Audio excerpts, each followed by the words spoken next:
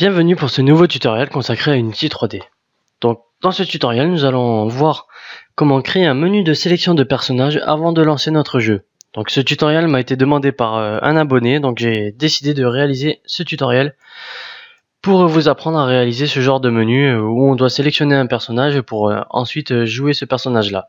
Donc je vais vous montrer le résultat final. Donc voici des images avec les personnages valides. Donc si on met la souris sur un personnage, un petit liseré rouge apparaît et le nom du personnage est affiché en haut. Donc si on enlève le curseur de la souris, le petit liseré rouge disparaît. Et voilà, donc on peut sélectionner notre personnage, enfin déjà survoler. Et si on clique par exemple sur Orc, je clique, hop, le liseré passe jaune. Et on peut quand même sélectionner notre personnage, mais notre Orc est sélectionné.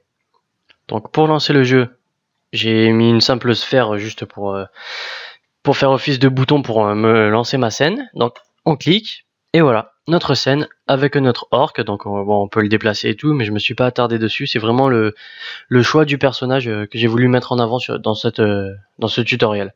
Donc ici j'ai mis un petit logo Unity. Bon, c'est le logo de base quand on veut mettre une GUI texture. Simplement si je clique, ça me ramène au menu et je peux sélectionner un autre personnage. On va essayer par exemple le dragon. Hop, je clique sur ma sphère et on voit bien que mon dragon a pris la place de l'orc. Et on peut faire pareil avec le fantôme par exemple, voilà. Avec le loup. Bon voilà, donc c'est assez simple à mettre en place. Donc on va voir tout ça en détail.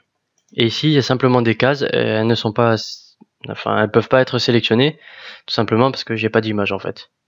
Comme j'avais que 7 personnages sur ce pack, voilà. Pour pas laisser vide, j'ai juste mis un cube de la même couleur. Voilà. Donc voilà, nous allons apprendre à réaliser un menu de sélection du personnage. Donc, pour commencer, on va créer un nouveau projet. Hop, File, New Project. On va chercher l'emplacement. Ici, je vais l'appeler Choose Player 2. Parce que le 1, on vient de le voir. Voilà, on fait Create. Donc nous voici avec notre nouveau projet vide. Donc toujours pour bien commencer, on va créer un dossier où seront stockés tous nos éléments, donc les scripts, les sprites et tout. Donc moi je mets un dièse pour que le dossier apparaît en haut, c'est toujours la même chose. Et je l'appelle par exemple My Folder. Donc dedans on va créer des dossiers script, sprite, scène et préfab. Hop, préfab. Voilà. Donc, moi je vais importer mon package avec les personnages. Donc les 7 petites créatures que vous avez vues au début de ce tutoriel. Vous pouvez importer vos personnages que vous voulez. Ça sera exactement la même chose. Donc voilà, j'importe. Donc voilà, mon package est ici. Avec mes petites créatures, voilà. Hop, donc je vais utiliser celle-ci. Donc pour commencer, ce que je vais vous demander de faire, c'est on va créer notre menu. Donc moi, ce que j'ai fait à la base, j'ai pris par exemple un imprimé écran de ce personnage-là. Et voilà, je l'ai juste découpé, j'ai fait un petit carré et ça nous servira de menu. Donc j'ai fait pareil avec tous les autres. Par exemple, hop, le fantôme, j'ai fait pareil, je l'ai mis en face de la caméra, hop, j'ai pris ce screen-là et je l'ai découpé.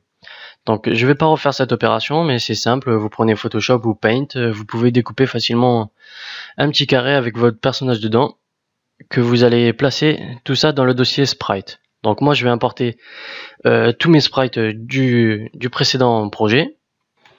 Donc voilà, là j'ai importé tous mes sprites que j'avais déjà découpés, donc c'est exactement la même chose, un carré avec mon personnage. Bon, comme j'en avais pas 9 pour faire 3, 3, 3, donc 3 lignes de 3, j'ai pris aussi un carré vide où il y a juste le fond, enfin le fond un peu grisâtre comme ça. Donc voilà, une fois que vous avez vos images, donc le nombre que vous voulez, on va commencer la mise en place de notre scène. Donc on peut réduire ça, voilà. Donc pour commencer, moi je vais créer un empty que l'on va renommer menu et on va le placer à 0, 0, 0 sur ces 3 axes. À l'intérieur de celui-ci, on va créer un deuxième empty, parce que j'aime bien tout ranger et comme ça on s'y retrouvera mieux, que l'on va appeler player avec un S, donc players. que l'on va positionner dans menu. Hop, j'ai raté pour le renommer Players, voilà. Hop, et on le positionne également à 0, 0, 0. Donc à l'intérieur de Players, ça sera toutes nos images concernant nos joueurs ici. Donc on va commencer par les créer, donc on va faire un GameObjectCreateUser, on va utiliser pour ça un plane, voilà. Pour le mettre en face de la caméra, enfin d'abord on va le mettre à 0, 0, 0, donc pour le mettre en face de la caméra, il faut lui faire une rotation de 90 sur l'axe des X et 180 sur l'axe des Y. Donc voilà, on voit que c'est bien en face. La caméra, on peut la positionner à 0 sur l'axe des Y. Comme ça, tout sera bien centré. Voilà. Donc, voilà. Notre plane est ici. On va le réduire un peu. On va mettre 0.5 et 0.3. Voilà, et 0.4. Voilà, comme j'ai pas découpé des carrés, enfin c'est pas vraiment des carrés que j'ai découpé, c'est des rectangles. Donc voilà, ce sera plus approprié. Donc par exemple, mon plane, mon premier, je vais l'appeler dragon. Voilà, et je vais le glisser dans Player. Donc mon objet dragon, je le sélectionne. Hop, on va réduire tout ça pour faire un petit peu de place. Et on prend le sprite dragon par exemple, donc votre sprite que vous voulez, et vous le glissez pour ajouter sa texture. Donc voilà, vous avez déjà votre premier bouton. On va de suite ajouter une lumière directionnelle, donc directional light, pour voir un peu mieux notre scène, comme ceci. Voilà.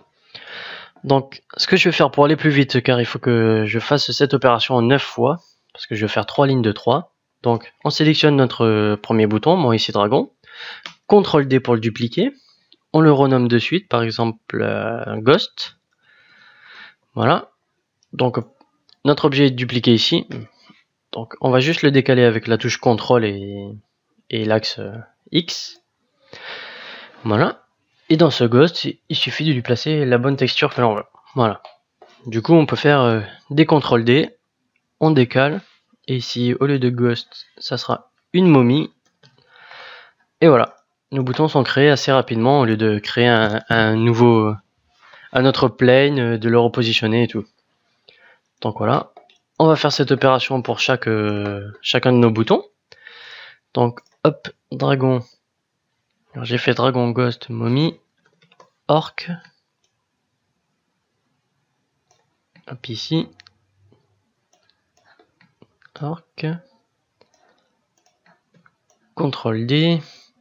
Après l'orc, c'est le squelette. Après, vous mettez l'ordre que vous voulez. Moi, je veux juste respecter l'ordre que j'ai ici dans les fichiers sources de mon projet. Et voilà, squeletton, wolf. Hop. Ah, j'ai du mal.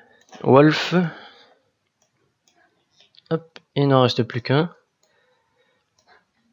Enfin, plus qu'un personnage. Après, il faut rajouter des empty.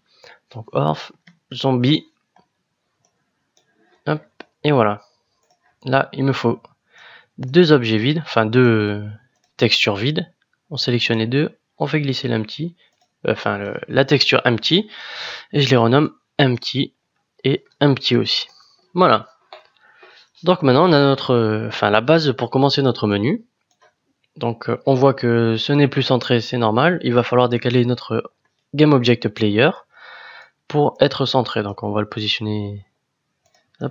D'abord, on va reculer un peu la caméra. Voilà, on va la mettre à -15 sur l'axe des Z.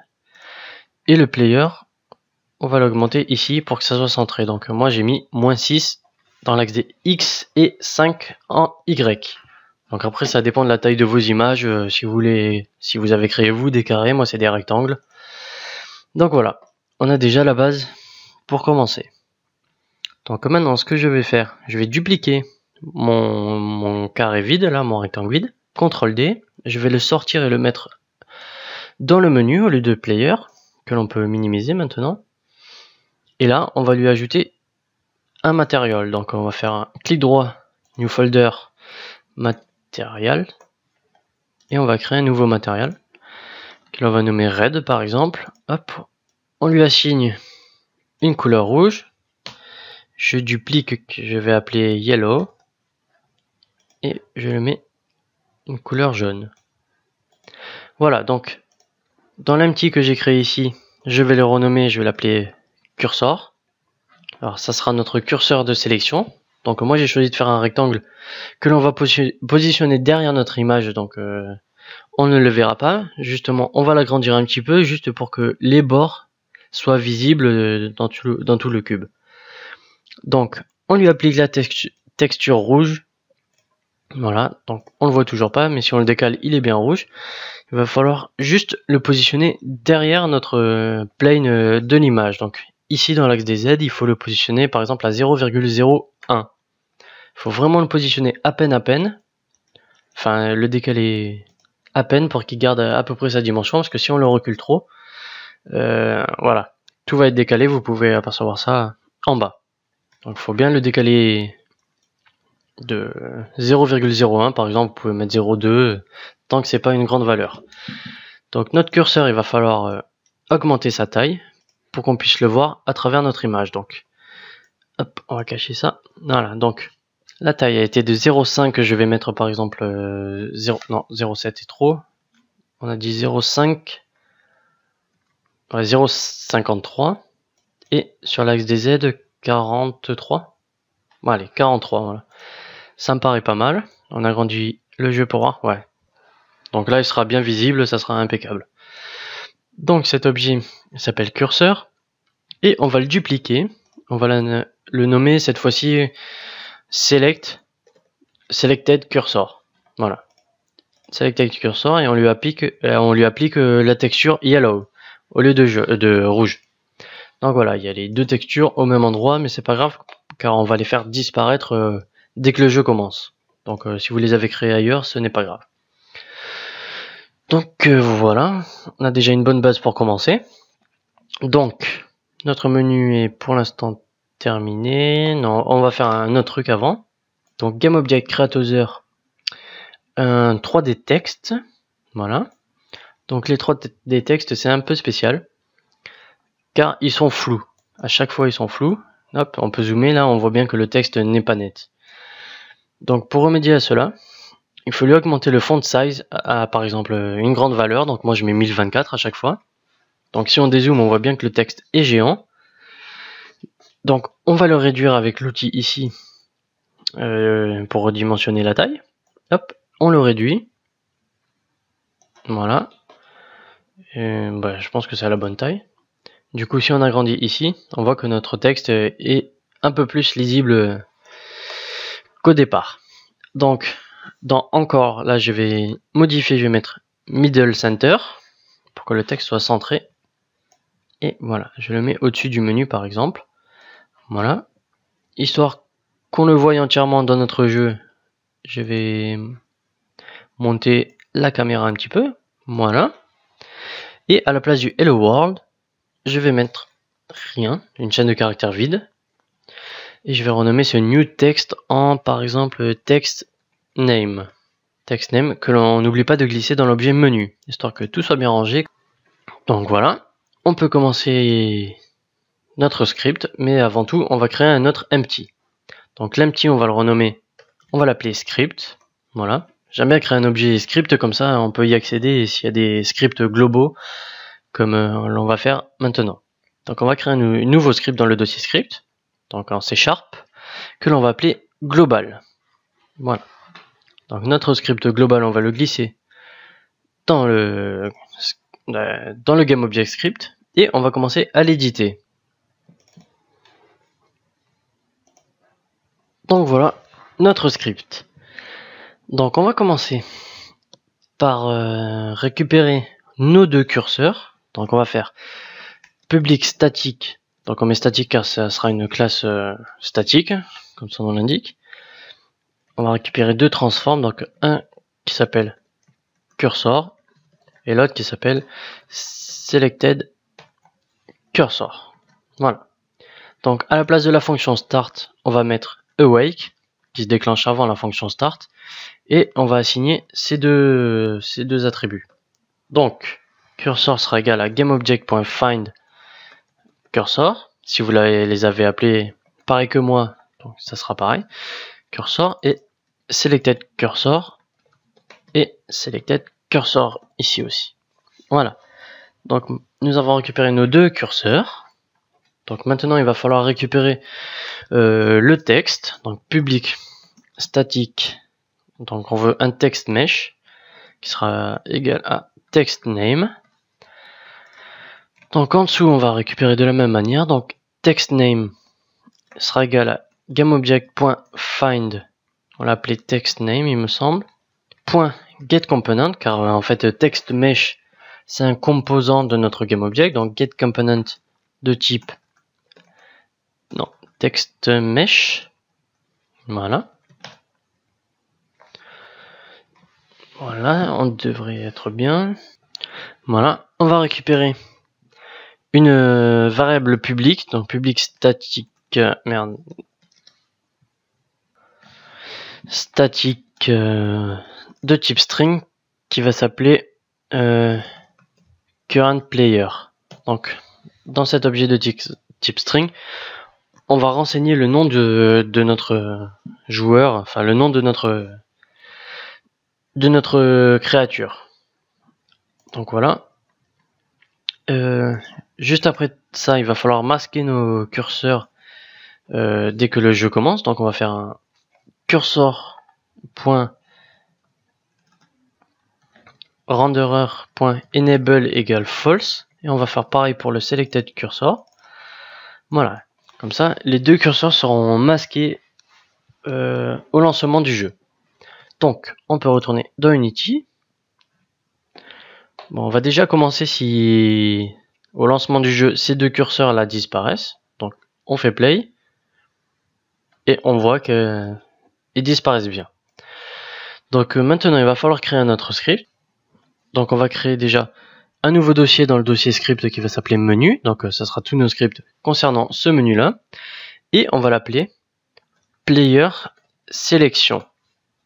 Voilà, player selection que l'on va mettre dans tous nos boutons images ici, sauf les empty. Donc si vous avez des objets vides, pas la peine de mettre ce script, sinon n'importe qui pourra le sélectionner. Or, moi je veux pas que les deux d'en bas peuvent être sélectionnés. Donc on va glisser le player selection pour l'attribuer à tous nos GameObjects et on va commencer l'édition de ce script. Donc, on va commencer par déclarer nos attributs, donc public, un string qui va s'appeler name, et une variable publique de type vector3 qui va s'appeler new position. Voilà, new position. Donc dans la fonction start, il va falloir déclarer le vector3 de new position qui sera en réalité la position du curseur. Donc si nous allons placer notre curseur sur cet objet là, il prendra la position que l'on va lui assigner ici. Donc new position sera égal à la position actuelle de notre objet pointé, donc transform.position. Et comme je vous l'ai dit qu'il fallait le curseur soit un peu en retrait, il va falloir lui ajouter un new vector 3. Donc new vector 3. Mais sur l'axe des Z, il va falloir lui mettre une petite valeur. Donc on va mettre exactement la même que dans l'éditeur, à savoir 0,01 F, car c'est un float. Donc voilà, comme ça, il sera positionné au même endroit que notre bouton, mais un petit peu en retrait. Donc maintenant, le update, on peut l'enlever. On va le remplacer par la fonction on mouse over. Donc à chaque fois que la souris sera dessus notre élément. Et ici, on va afficher notre curseur rouge au-dessus de notre élément. Donc déjà, on va récupérer notre global.cursor. Donc si n'est pas égal à nul, comme ça on évite les erreurs.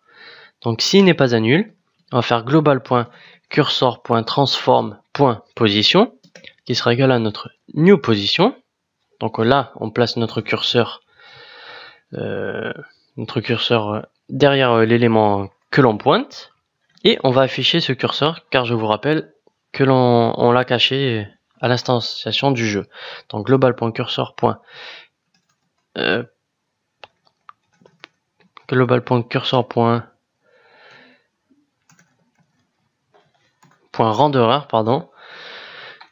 .enable est égal à true.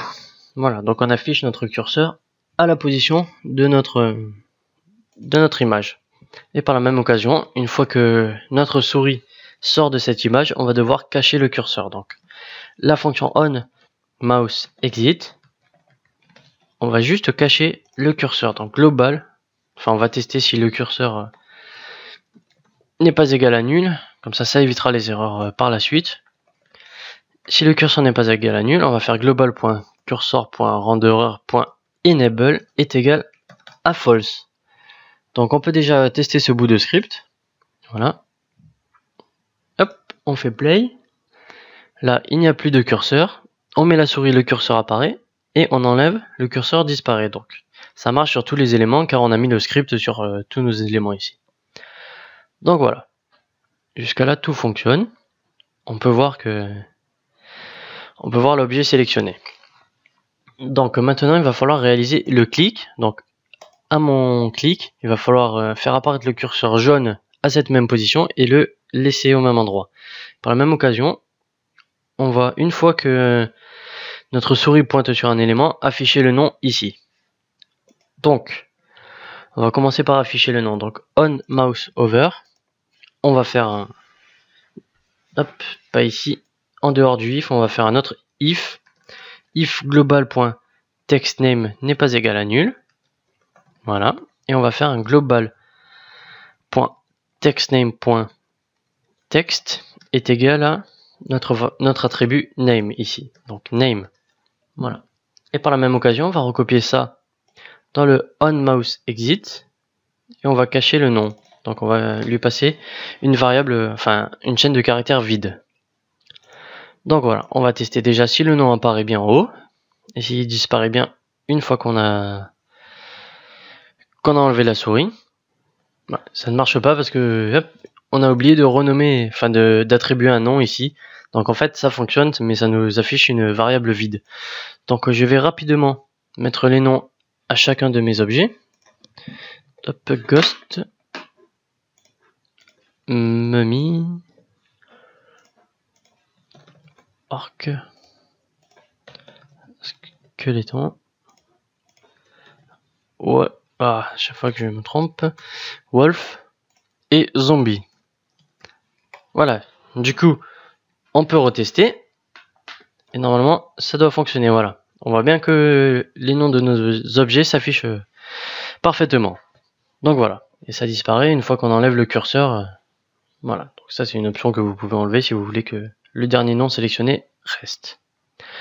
Donc maintenant on va gérer le clic sur ces éléments. Donc toujours dans Player Selection, on va faire une fonction ici void on mouse down, donc à l'appui de la souris. On va tester si le deuxième curseur n'est pas égal à nul. Donc global.selectedCursor est différent de nul. Donc si c'est le cas, on va faire la même chose. Global.selectedCursor.position est égal à new position. On l'affiche. Enable égale true. Donc voilà, onMouseDown. Voilà, et on n'oublie pas au clic aussi, on va le mettre avant le if, de renseigner notre variable global.currentPlayer qui sera égal à name. Donc à chaque clic, c'est comme si on sélectionnait notre personnage, donc on l'enregistre dans global.currentPlayer. Et c'est grâce à ce nom-là que l'on va instancier notre GameObject, enfin le bon GameObject associé à notre image. Donc, on va tester notre curseur jaune cette fois-ci. Donc on lance le jeu, il disparaît. Hop, le curseur rouge fonctionne et je vais cliquer par exemple sur Ghost. Le curseur jaune est apparu et il reste en place même si j'enlève ma souris. Donc on va cliquer sur un autre. Voilà. On peut cliquer sur n'importe quelle image et le script fonctionne. Voilà. Donc par contre je vais enlever ça dans onMouseExit. Comme ça on va garder le nom de la dernière image pointée. Donc une fois qu'on a global.currentPlayer de renseigner, notre script player selection est terminé. Donc on retourne dans global et on va pas oublier de mettre au tout début de la fonction awake un don't destroy on load. Donc il prend un paramètre un GameObject, donc on va lui passer le GameObject qui détient ce script. Don't destroy on load, si vous ne savez pas, c'est pour pas détruire cet objet même si on change de scène. Donc si on fait un application.loadLevel, notre objet script va rester sur la scène. Donc nous allons pas perdre toutes ces variables là. Et nous allons pouvoir utiliser comme ça la variable currentPlayer pour instancier le bon GameObject. Donc maintenant, on va créer ici une sphère. Ça sera notre bouton. Donc createOther sphère. On va de suite la glisser dans notre menu et je vais l'appeler Start Game. Voilà, Start Game, et je vais la déplacer. Bon, moi je mets une sphère, mais vous pouvez mettre ce que vous voulez. Si vous avez envie de créer un bouton, okay, ça sera un peu mieux de créer un bouton, mais là pour le tutoriel, je fais juste une sphère pour le principe. Donc je vais l'agrandir un petit peu, voilà. Et notre sphère va voir s'attribuer un nouveau script qui va s'appeler bouton action. Donc bouton action va regrouper tous les boutons, donc même le bouton pour revenir au menu. Ça sera exactement le même script. Donc bouton action, on va le glisser sur Start Game et on l'édite. Hop, ici. Donc on va commencer par, on va retourner dans notre script global et à la fin de la classe, on va créer une énumération qui nous permettra de récupérer une information essentielle pour le bouton. Donc on va faire public enum. Là, on va mettre action type et dedans, on va lui renseigner none, start game et go menu. Voilà.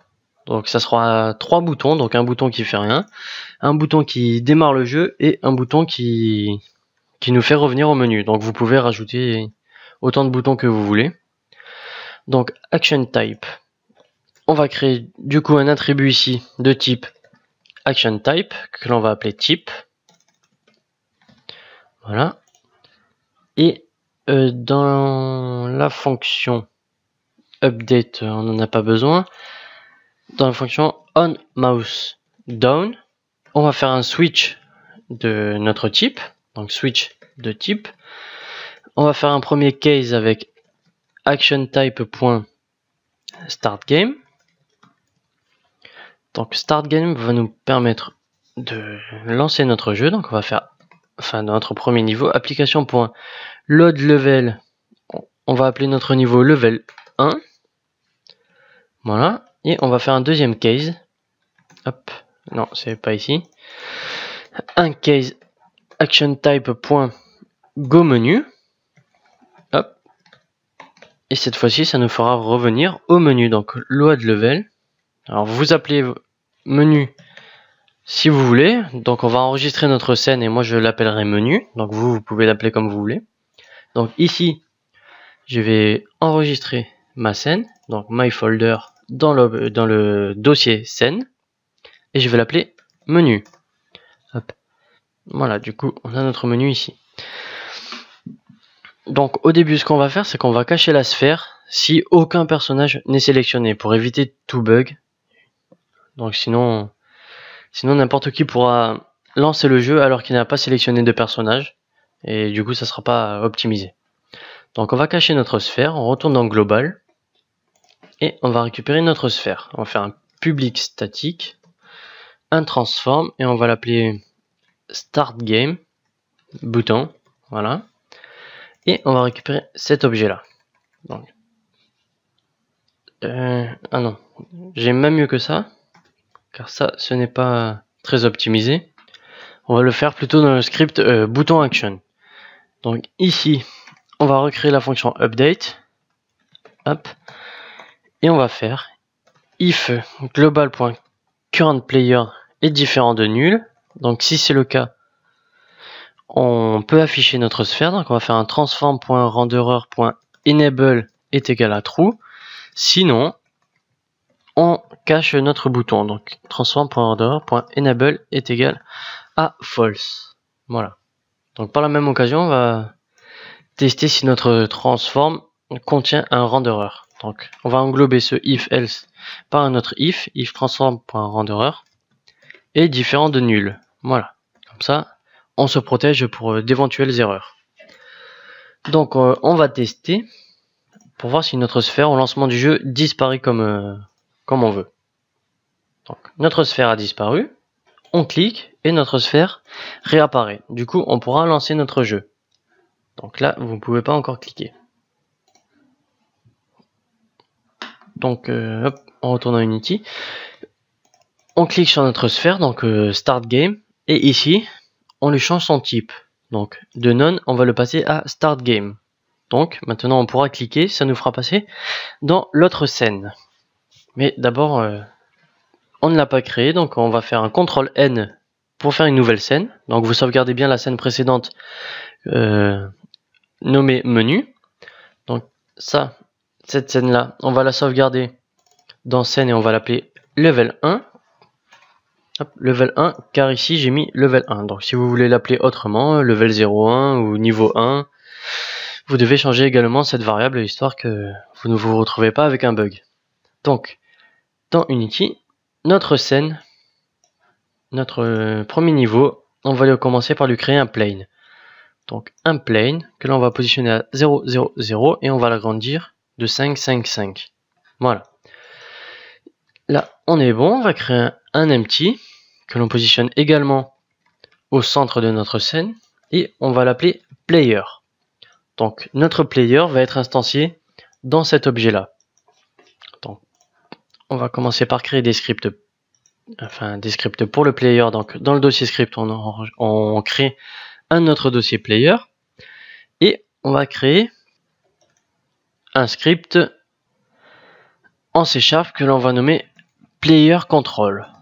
Voilà, c'est notre objet qui va permettre, notre classe qui va permettre de contrôler la création de notre joueur. Donc on va le glisser sur notre player, voilà, et on va l'éditer. Donc voilà, player control.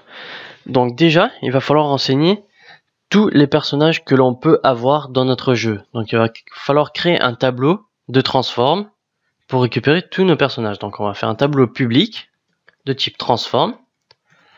On n'oublie pas les crochets ouvrants et fermants pour dire que c'est un tableau. Et on va l'appeler player list. Allez, player list. Voilà. Et on va commencer de suite à remplir notre tableau avant d'oublier. Donc ici nous avons player list. Moi j'ai 7 créatures, donc je renseigne 7. Vous renseignez le nombre que vous voulez. Et ici, on va devoir créer des préfabs. Donc, ce qu'on va faire, c'est qu'on va créer un empty. Voilà, un empty. Par exemple, moi j'ai les 7 créatures ici. Le premier c'est dragon. Je vais appeler mon empty dragon. Et dans cet empty que je place à 0, 0, 0, je vais glisser mon dragon. Hop, histoire d'avoir un parent à ce dragon là. Voilà. Du coup, notre dragon, je vais le glisser dans le dossier préfab que l'on a créé au début de ce tuto. Et on peut le supprimer de la scène. Il va falloir faire ça pour tous vos personnages. Donc hop, on crée un GameObject. Je l'appelle Ghost. On le positionne à 0, 0, 0. Et on prend la créature et on la glisse dans le préfab. Et on n'oublie pas de la supprimer. Voilà. Donc on doit faire ça pour tous vos personnages. Donc je vais accélérer un peu. Donc voilà, mes 7 préfabs sont créés. Donc maintenant dans notre objet player, dans notre liste ici, il va falloir préciser les éléments. Donc moi j'en ai 7, je vais faire glisser les 7 un par un. Vous pouvez les mettre dans n'importe quel ordre, ça ne changera rien. Donc vous pouvez facilement en rajouter, ça ne changera en rien notre script. Donc voilà, hop, on les fait tous glisser. Donc voilà, on a notre liste de GameObject. Donc on retourne sur notre script. Et ici on va déclarer un deuxième attribut de type transform aussi.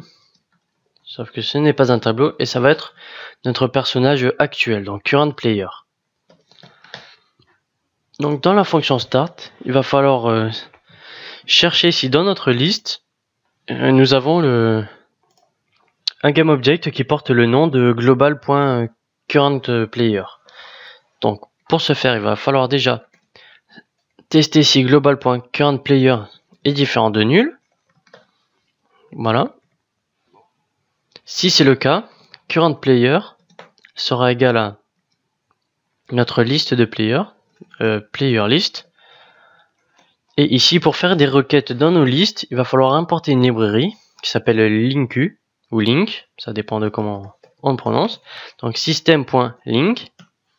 Et ça nous permet de faire des requêtes sur nos listes très rapidement. Donc ici, on va vouloir récupérer un seul élément de notre liste. Donc on va faire .single. Et ici, il va nous falloir faire une condition. Donc d égale une flèche quoi. d.name. Donc si d.name est égal à global.currentPlayer.name currentPlayer toujours, car c'était un string. Si c'est le cas, on va nous récupérer un currentPlayer. Et si c'est pas le cas, on va tester de suite. Donc if currentPlayer est égal à nul. Donc si aucun élément dans notre liste ne contient ce nom-là, on va retourner au menu. Donc on va faire un application.loadLevel menu. Voilà. Car on peut pas jouer avec sans personnage quoi. Donc voilà. On va aussi tester si l'objet global est bien dans notre scène. Donc on va faire if global. Non, c'est pas la peine car on a déjà testé ici si currentPlayer était égal à nul. Donc voilà. Donc si notre player existe, on va créer une fonction et on va la lancer ici. Donc on va l'appeler instantiatePlayer et on va la créer ici. Void instantiatePlayer. On va faire if currentPlayer est différent de nul. Vaut mieux sécuriser plus que pas assez. Donc si currentPlayer n'est pas égal à nul, on va faire currentPlayer sera égal à instantiateCurrentPlayer. Ici on lui dit une position, donc ça sera la position de notre objet, donc transform.position et un quaternion pour notre rotation, ce sera égal à la rotation de notre player, donc currentPlayer.rotation. Voilà. Et on n'oublie pas de mettre as transform, histoire de récupérer dans la variable currentPlayer notre objet instancié dans notre scène en tant que transform. Car currentPlayer a le type transform. Donc on n'oublie pas de rajouter un parent à notre nouvel objet instancié. Donc currentPlayer.parent sera égal à notre transform. Donc ici on va juste rajouter un else. Donc si notre currentPlayer n'est pas égal à nul, on l'instancie, sinon on va retourner dans le menu. Donc on va faire application.loadLevel menu. Voilà. Donc on va pouvoir tester notre script. Hop, ici. Avant de lancer et de mettre play, il va falloir rajouter nos deux scènes level 1 et menu dans notre jeu quoi. Donc on va faire un file build setting et ici on va sélectionner nos deux scènes et on va les glisser dans scène in build.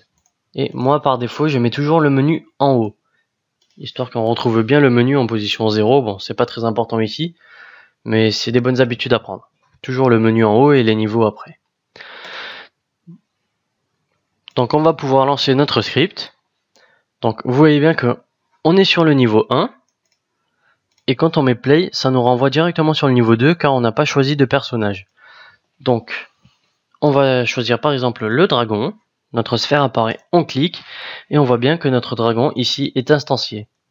Donc on refait l'essai en quittant et en revenant. On va sélectionner par exemple le loup, le wolf ou la momie. Et la momie fonctionne. Donc on voit bien que le personnage qu'on sélectionne dans le menu est présent dans le niveau 1. Donc ce qu'on va faire dans notre niveau 1, on va faire un GameObjectCreateOther uniDirectional Light, histoire de voir un peu mieux nos personnages. On va baisser un peu l'intensité à 0.4. Et on va créer une GUI texture pour retourner au menu. Donc on va faire un GameObjectCreateOther GUI texture. Bon, par défaut, moi je vais laisser la texture d'Unity, mais vous pouvez mettre, je sais pas, un menu pause avec les deux barres comme ça, le égal à l'envers. Donc, on va la positionner en haut à droite. Donc, vous la positionnez où vous voulez, c'est comme vous voulez. Moi, je la mets toujours en haut à droite. Et je vais le renommer en, par exemple, pause menu. Voilà.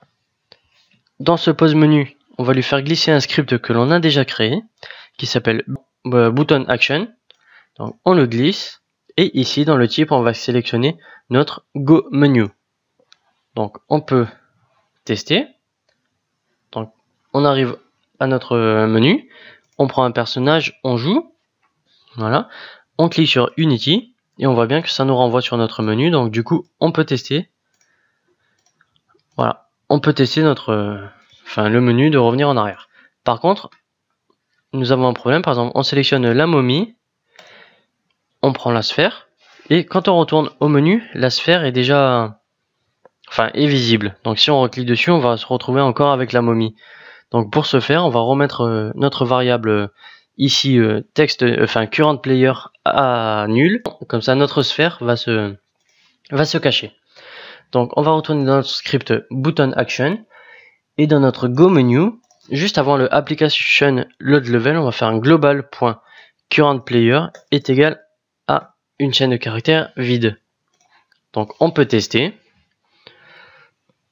Donc on sélectionne par exemple l'orc, on joue, on retourne au menu, et ça ne marche pas en fait parce qu'on a deux objets script. Donc un objet avec le current player de renseigner et l'autre avec le current player avec la variable nulle que l'on vient d'assigner. Donc en fait, avant de faire un load level du menu, il va falloir supprimer le script qui reste pour le remplacer par un nouveau.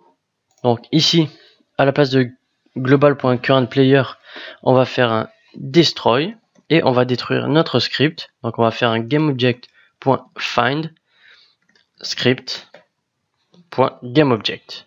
Voilà. Donc ça va détruire notre objet. Et on crée un autre automatiquement pour le remettre à 0. Donc on prend la momie, on retourne dans Unity.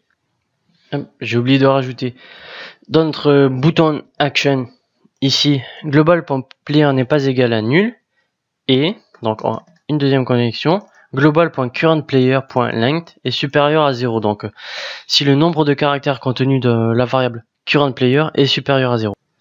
Donc voilà, on va tester si cette fois-ci c'est la bonne. Hop, on met play, on sélectionne notre personnage, par exemple le zombie, on clique sur la sphère, donc on a bien notre zombie ici d'instancié. Hop, on clique sur Unity, et voilà, notre sphère a disparu, impossible de cliquer dessus. Et du coup, on peut sélectionner un nouveau personnage, et on voit bien que le personnage se change. Donc voilà, on peut le faire avec tous, ça marchera automatiquement.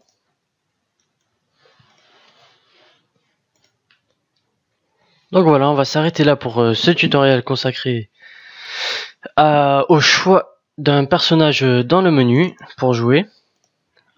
Donc voilà, je vais pas aller plus loin dans ce tutoriel. Si vous voulez faire bouger par exemple votre personnage, il va falloir créer un script ici dans Player Control et non pas dans tous les objets. Donc ce sera mieux optimisé de faire bouger ce player là, donc ce GameObject empty dans lequel seront instanciés vos objets. Du coup, il vaudrait mieux les faire bouger ici.